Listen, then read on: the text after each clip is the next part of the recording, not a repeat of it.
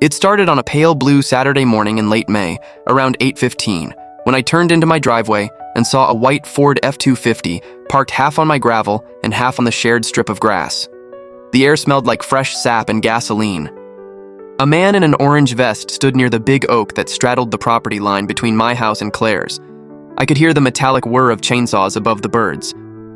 Branches, huge ones, thick as my thigh, were already piled like carcasses on the curb.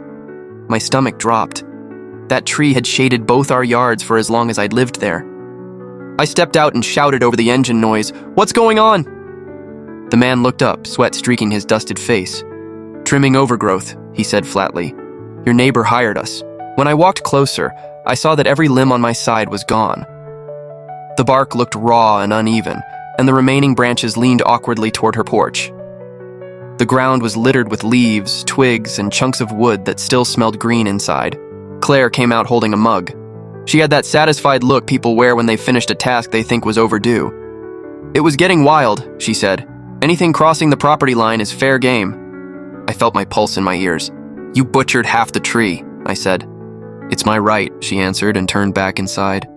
That night I couldn't sleep. The sound of the saws replayed in my head. By Monday, I'd called an arborist named Daniel Price, who arrived with a clipboard and a laser rangefinder.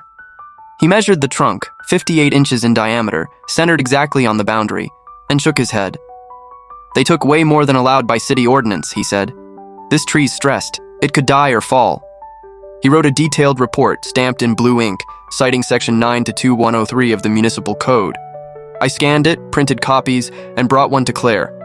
She frowned when I handed it over but said nothing. 2 days later, she knocked softly on my door. "I read it," she murmured. "I'll cover the restorative care. Maybe we should agree to joint approval next time." We hired Daniel again to balance the canopy, treat the wounds, and stabilize the roots.